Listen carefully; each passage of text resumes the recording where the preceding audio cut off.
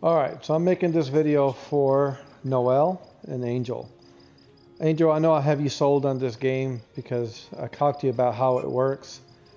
I know Noel likes Rainbow Six Siege. This is the same people who make Rainbow Six. Obviously, this is Ghost Recon Wildlands, which is a game that came out, has way more history than Rainbow Six Siege as far as Ubisoft is concerned. But this is an open world game where you can play up to 4 players co-op. Now, right now, I'm playing by myself with 3 controlled AI. I can also open my game. As you can see, that message just came up to join a public co-op session. Just hit the PlayStation touchpad. I can actually just have random 3 other guys come in with me, and we can play together online. Now, predominantly, this game is player versus environment. So people play together to do missions, but there also is a player versus player mode where you can pit up squads against each other. Now, as far as the graphics and stuff, this is an open world game, so the graphics are going to be obviously good, but not on par with something like a dedicated single player game like God of War, for example. But considering how huge this world is, the graphics on this game are actually pretty damn good. Now, the cool thing is that you can make your character, customize them in a lot of different ways. This is the map, just to kind of give you an idea. The lighted area is the areas that I have explored so far. And just to give you an idea how big this map is, like to get from here to here, if you zoom in, these are roads, right? So to get from here to here, as far as a game map goes, there's a little town. It's probably about, I don't know, half a mile. Okay, so just to give you a little scale, I'm going to go and move around this map just to show you how big it is. This world, this open world, it's massive. Now here's the crazy thing, is that this is only the areas I discovered. If I zoom out further, you see that the dark areas of the map are the areas I haven't discovered, and you can see how massive, extremely massive this game is. It has all kind of environments, from desert to snow to mountains to forest. It's absolute crazy. And if you were to zoom into these areas, I mean, these are massive, massive areas. Now, obviously, it's not showing any details because I haven't got there. But like, this is a little town, or a small town, small village right here is a small town. If you zoom out, you start getting a bit of the scale. That town is real tiny, and I zoomed in too far. And then look at the size of this entire map. It's huge. Okay. With that said, if we go to, sorry, I want to show Noel something mainly. So there's skills and things that you unlock, drones, different equipment, technology that you can deploy. Your loadout, you can choose your main, your secondary, and your handguns and the type of drone. You can also choose what type of grenades you want. Do you want mines, C4, flare guns, and all kind of things. When you go to like assault rifle, for example, is my main one. On the right, you can see I can filter by assault rifles. So these are the assault rifles I can choose in the game. The ones with padlocks I haven't unlocked yet. Okay. If I go to the right, these are light machine guns. If I go to the right, these are submachine guns. So a shitload of them. If you go again, these are the different sniper rifles. Again, a lot of guns in this game. Okay, a lot. It's ridiculous, actually. And then these are the shotguns. Okay, the loadout, depending on what type of mission you're doing. And then they got this special one, it's the crossbow, which I haven't used, but I think it's pretty cool. Super silent. But the cool thing is that when you're looking at your weapons, when you edit, you can go and edit your weapon, and when you look at the amount of things you can edit, so this is a sniper rifle. I could pull it apart. I can look at different stocks. I can go down to the scope, choose between different types of scopes, up close, long range, the different firing modes. The sniper rifle only has semi-auto. Some rifles have three. The magazine size, The barrel, do you want it, you know, standard, long barrel? Some will have compensators.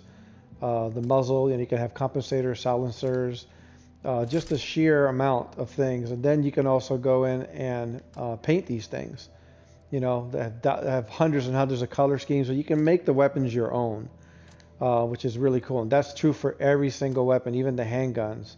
You know, when you look at the handgun, again, you can take it apart and customize it to your liking. So when it comes to that part, you know, is really awesome. So there's vehicles in this game. You can, and helicopters and airplanes. You can get into any vehicle and your crew jumps in with you. This is my, so this is an assault rifle that I'm using right now. You can switch from semi-auto to fully auto on the fly. You can also, this mic has a little bit of an extra zoom option in it, but the sound is awesome. The whole environment reacts, you know, physics.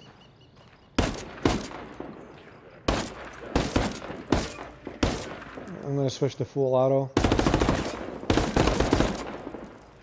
So when you're fighting in this mode, it's kind of like it's basically like a first person. You know, when you do most of your firefighting in first person. You can shoot in third person, but that's more like if the situation got really bad, you're being overrun, and you're trying to walk backwards while you're praying and spraying a bunch of enemies. But 95% of the time, you're going to be playing this game like this when it comes to engaging the enemies. It has weapon rise, really awesome physics. I'm going to switch to my sniper rifle. The sniper rifle is special because I actually geared it for short range. Is a pretty rapid fire sniper rifle. It's got a silencer.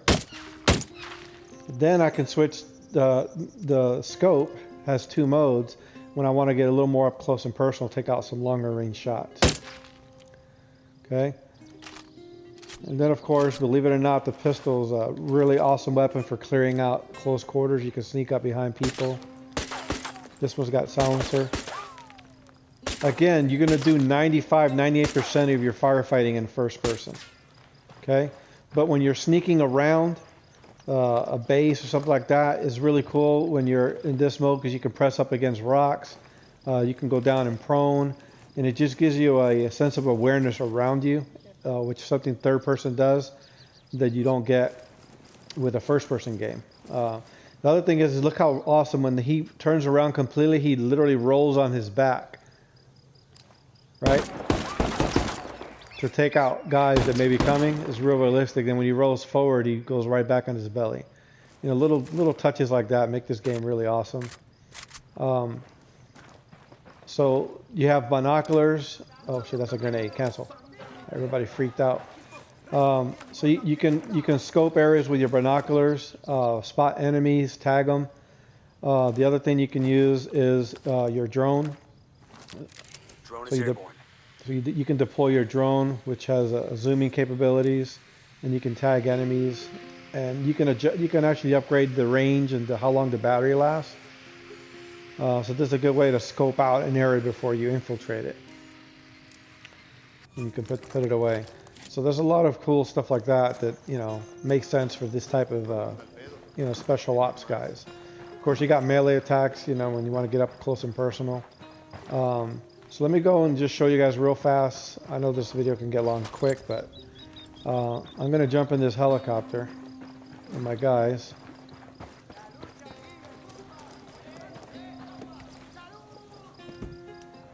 I'll pilot. And this whole game is in Bolivia, so everything is in the background is people speaking Spanish, which is kind of cool.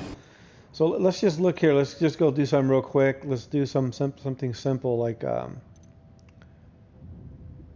gonna do a. This is to get a skill point. There's a skill point in this area. There may or may not be enemies in that area. Let's go check it out. So this particular helicopter does not have any weapons, but obviously. You can have weapons on helicopters. The other thing that you can do in this game is that you have night vision and thermal. Now I upgraded my equipment so that you can actually shoot out the lights to be more tactical. That way, because the enemies will spot you if there's more lighting. You can switch to thermal, you know, for certain situations. So the game has it all. So I'm going to fly in here. I don't know if there's going to be any enemies here. This is just an area where I can go find a skill point. I'm going to go ahead and land here, just wherever I want. The other thing is you can put your weapon away so you don't scare the locals, so they don't freak out when they see you. You can hop fences. Oh man, that just took out my helicopter, that train. Oh man, 2 of my guys are down. I landed right on the railroad track and I just messed up 2 of my guys. So I gotta heal these dudes.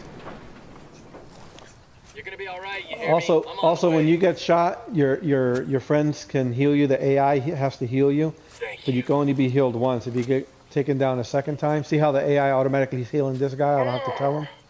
Man, if you shot straight, I wouldn't get fucked up. So this game is so awesome. Like you can straddle fences. I mean, you can go in literally almost in all the buildings. You can climb boxes and get into higher positions. It really feels like a lived-in world. Now I'm going to go to this skill point. Like I said, I don't know if it's going to have any enemies in this area. There's some locals here. No, it doesn't seem like it. So I'm just going to grab this skill point real quick. Commendation here. All right, so since my helicopter got freaking blown by the train, let's try to see if we can grab a vehicle.